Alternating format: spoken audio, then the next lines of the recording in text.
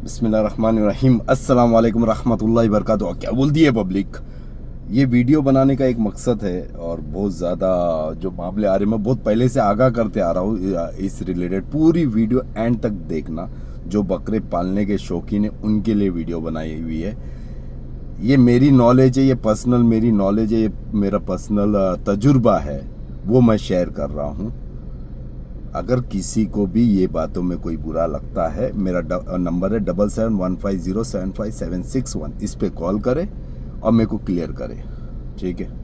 ज़बरदस्ती का कंट्रोवर्सी पैदा करने का कोई फ़ायदा नहीं है। मेरे को किसी के बीच में पड़ना नहीं है। ना मेरा कोई दुश्मन है, ना मेरा कोई दोस्त है। मैं भला, मेरा फार्म भला, ये मेरा काम है।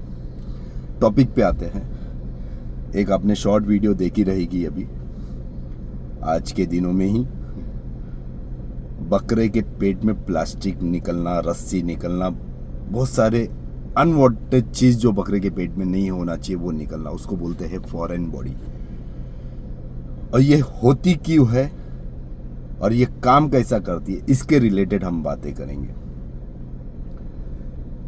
पहली बात तो फॉरेन बॉडी जो भी बकरे में होती है, तो बकरा जो जगह पे है, जब तक वो जगह नहीं छोड़ रहा है, या जब तक वो बुखार में नहीं आता है, या जब तक उसको डीवॉर्मिंग नहीं दी जाती है, तब तक वो काम करना नहीं चालू नहीं करती है।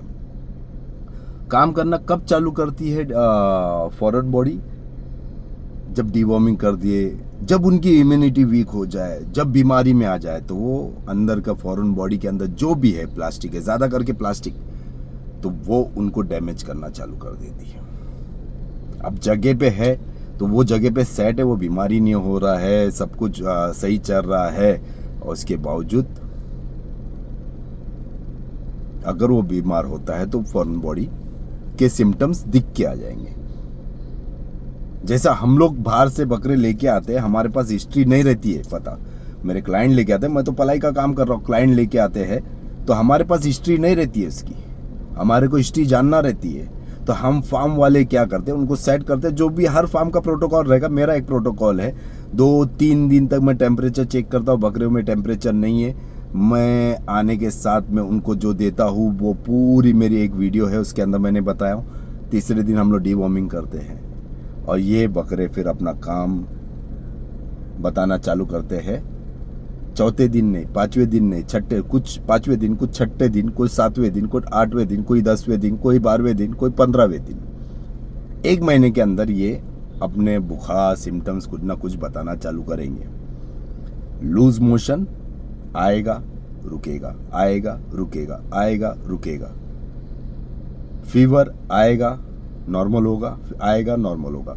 अब इसके अंदर यह है कि कभी कभी कोई बकरा फॉरेन बॉडी नहीं होता है, लेकिन उसके कोई ऑर्गन डैमेज होते हैं, तो उसके वजह से भी fever up and down show कर सकता है।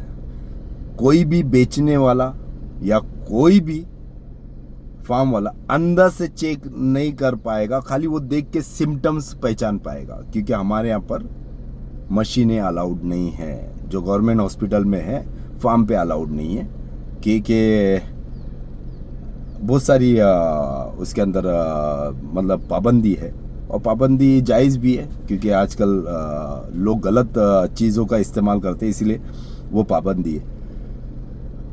अब फॉरेन बॉडी का रीज़न क्या है और बकरे वो इनटेक क्यों करते हैं?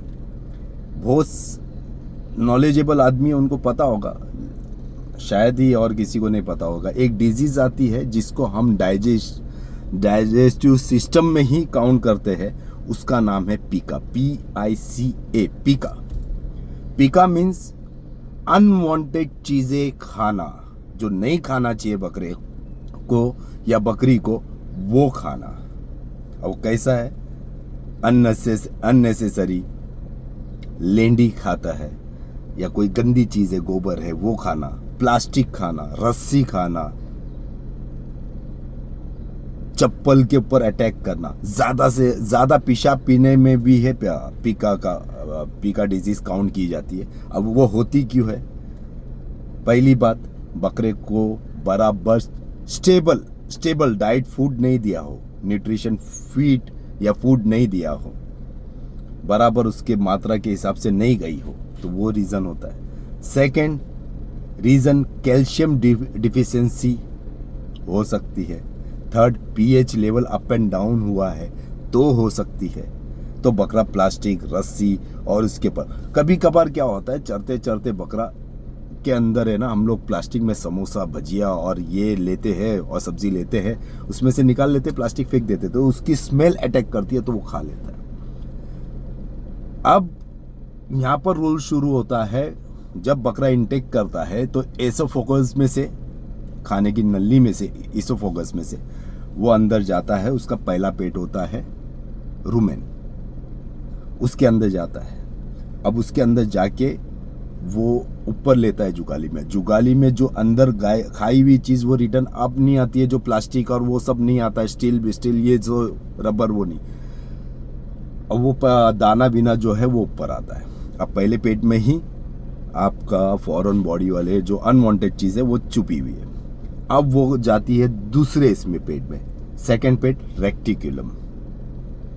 रेक्टिकुलम जो रहता है वो पूरा ऐसा वजड़ी वाला। अब कभी भी बकरे का वजड़ी खोलेंगे ना तो आपको 3-4 पेटों के हिस्से दिखेंगे वहाँ पर रेक्टिकुलम में। रेक्टिकुलम में जाके वो रुक जाती है। रेक्टिकुलम में जाके जब वो रुक जाती है वो निकल नहीं पाती है वहाँ से। कभी कभार निकल जाती है, निकल के वो ओमेसम में आती है, तीसरे पेट में। कभी कभार वो निकल के एबोमेसम में भी आती है। जो मेन पेट है एबोमेसम, चौथा पेट, जो 4 महीने के बच्चे तक वो डेवलप नहीं होता, इसीलिए 4 महीनों के बच्चे देखो आपको कम जुगाली करते हुए दिखेंगे, क्योंकि उनके पास रुमेन है। रुमेन के बाद में एबोमेसम आता है जो बड़ा मेन पेट है। अब उसके बाद में वो अगर उधर से भी निकल गई तो स्मॉल इंटेस्टाइन, मतलब छोटी अतड़ी, बड़ी, उसके बाद में बड़ी अतड़ी, उसके बाद में रेक्टम, उसके बाद में एनल। एबोमेसम में से निकल गया। अब वो ऐसा इतना बड़ा प्लास्टिक जो निकला है वो तो डायरेक्टली तो नहीं निकलेगा, थोड़े थोड़े टुकड़ों में निकलेगा। अब यहाँ से बचते बचते वो निकला है, अब वो छोटी आतड़ियों में कभी जाके फंस जाता है, कभी जाके बड़ी आतड़ी में फंस जाता है, वहां से भी निकला तो रेक्टम में फंस जाता है, रेक्टम से निकला तो निकलने के चांसेस ही नहीं रहते हैं। कभी कभार रेयर केस बोल रहा हूं जो वो रुमेन में से निकलता है, लेकिन एनल पे आके फंस जाता है। तो वहां पर ऐसा क्या छोटे छोटे पीसे से तो बात अलग है, ग्लाउजेस, इतनी प्लास्टिक, इतनी रस्सी, वो तो टुकड़ा होना मुश्किल ही नहीं है, क्योंकि बकरे का रुमेन का रोटेटिंग टाइम है 2 से 3 मिनट में एक टाइम रोटेट होना जरूरी है। 2 से 3 मिनट में हमेशा रोटेट होना जरूरी है। बकरा अगर आपका मंचिंग जुगाली पूरे 24 घंटे में 8 से 9 घंटा मंचिंग होना चाहिए। एक टाइम मंचिंग स्टार्ट किया तो उसको 40 टाइम्स की मंचिंग होना चाहिए, 40 टाइम्स होना चाहिए वो। तो ये पूरी डिटेलिंग में, अब जब आपका बकरा मंचिंग ही नहीं कर रहा है, आपका बकरा लेंडी बराबर नहीं करता है, तो कहीं ना कहीं पेट में प्रॉब्लम है, रुमेन में प्रॉब्लम है। लेफ्ट हैंड साइड पे पानी दिख रहा है तो एसिडोसिस है, राइट हैंड साइड पे पानी दिख रहा है तो अल्कोलिसिस है। लेकिन ये हो रहा क्यों है? क्योंकि मैक्सिमम ज्यादा से ज्यादा चीजें, अनवांटेड चीजें खाना जो बकरे को नहीं खाना चाहिए, वो होता है रेवड़ में जाता है तो होता है, सफाई नहीं रहती है तो होता है। तो ये बहुत फॉरेन बॉडी जो है ये इसको बोला जाता है। कभी कभार क्या होता है कि स्टील के चीज़ें जैसा खीला हो गया, तार हो गई, वो अंदर चले जाती है, लेकिन वो निकल भी जाती है और हमारे को पता नहीं चलता। अब उसको डिटेक्ट करना कैसा है कि स्टील की चीज़ें हैं यहाँ पर है रुमेन में, तो लेफ्ट हैंड साइड के पेट के नीचे से आप घुमा दो मेटल डिटेक्टर तो उससे कैच की जाती है, लेकिन वो निकलती भी है। हम लोगों ने वैसे केसेस देखे हैं। फॉरेन बॉडी की रूमेटोमी सर्जरी सक्सेसफुल नहीं है, जहाँ तक मेरा तजुर्बा है। हो सकता है किसी के यहाँ पर हुई रहेगी। हम लोगों ने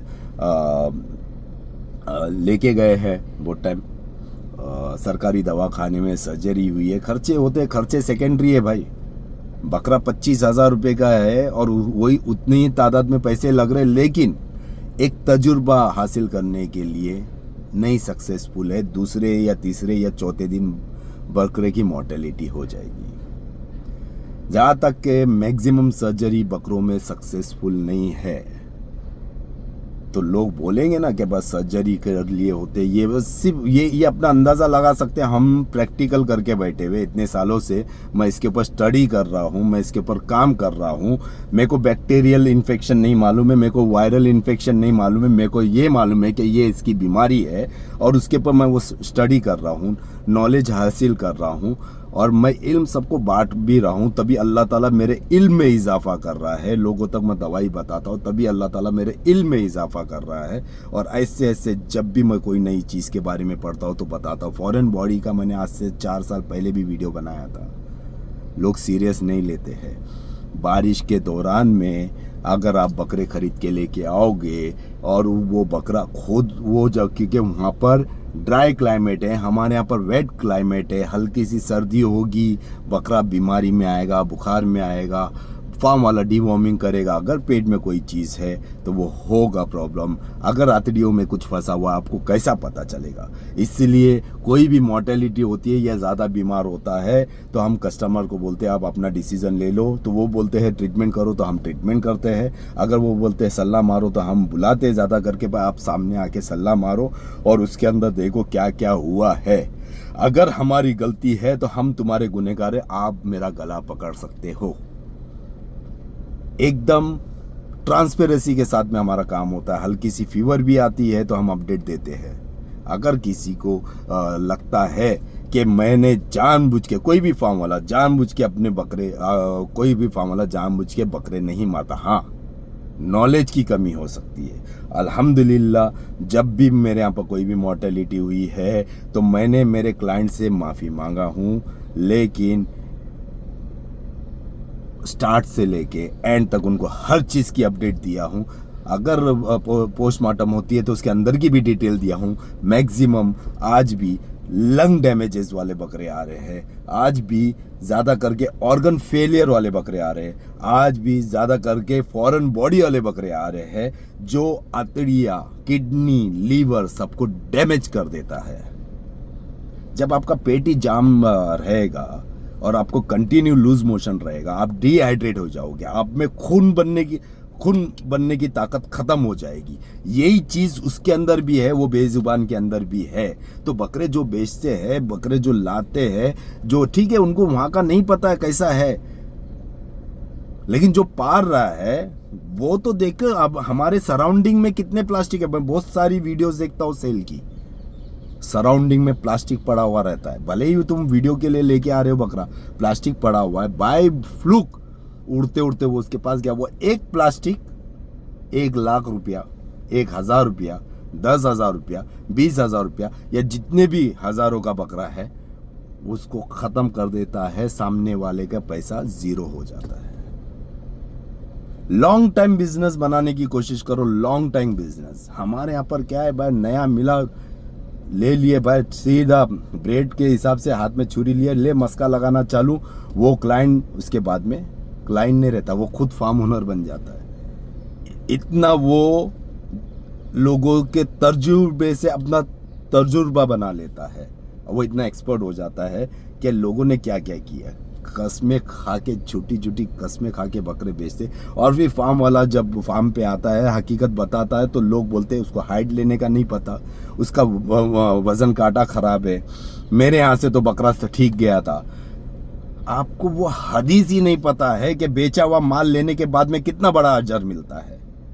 एक्सेप्ट कर लो, मुआवजा दे दो उसका जो हो सकता है, कितना बड़ा अजर होगा एक छोटी सी काम करने। अल्हम्दुलिल्लाह मेरे यहाँ पर जब मैंने बकरे बेचा हूँ मेरे क्लाइंट लोगों को, और बकरे मैंने 1 महीने के अंदर बकरा मरा है, मैंने दिलाया, मैंने रिप्लेसमेंट दिया हूँ, नहीं तो उनको पैसे वापस दिया हूँ।